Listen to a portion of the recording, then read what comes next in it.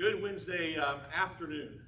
It is great to come to you again today. It's been one of those crazy weeks where it just seems like one thing after another and one opportunity after another. Today I went to get my oil changed for my wife, and I met a lady there that her husband's dying, and she's in poor health, and she told him the other day she wasn't going to be too far behind him. They lost a son about 20 years ago, and she's just really struggling. And she expressed to me her faith in God and her trust in God. And it was just really, for me, a time to just listen.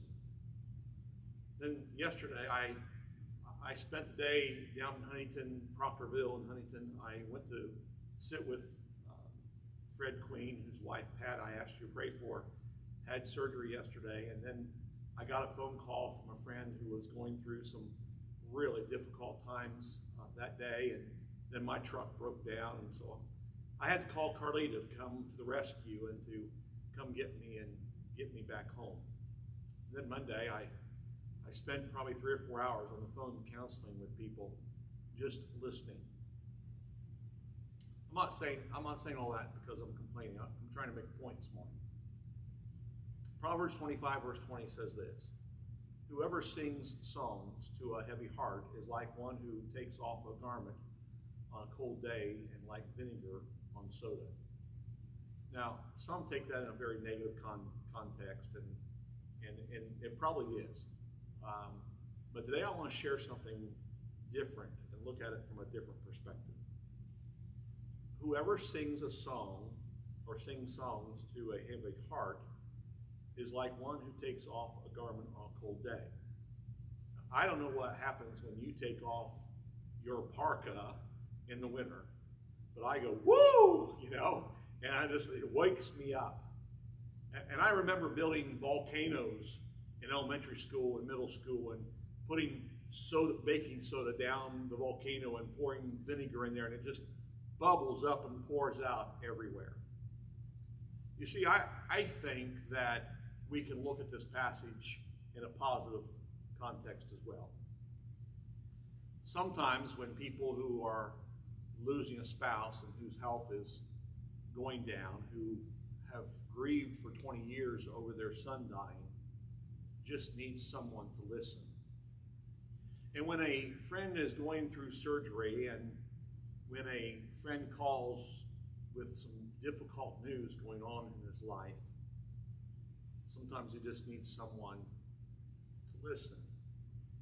And just because there are people who are struggling with their jobs or with family or with their marriage or with, difficulties in their life, whatever it may be with their kids or in their divorce or whatever is happening, sometimes just listening is refreshing and is like pouring vinegar on soda. It just boils over for them of your kindness and your love and your care. It's interesting, if you follow up verse 21 and 22 after you read verse 20, it tells us that we are to heap burning coals eventually on our enemy's heads. If he's hungry, give him something to drink, give him something to eat. If he's thirsty, give him something to drink. And there, through that, you're heaping burning coals on their heads. And I want to just encourage you to get the picture here. Sunday, we talked about doing good.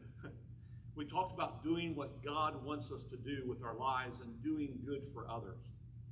And I can't help but know there are so many opportunities that come your way every single day of people who are hurting, people who are struggling, people who are grieving, people who are facing some uncertainties in their life, people who have to make some tough decisions, people who are dealing with their kids, people who are just in need of someone to listen.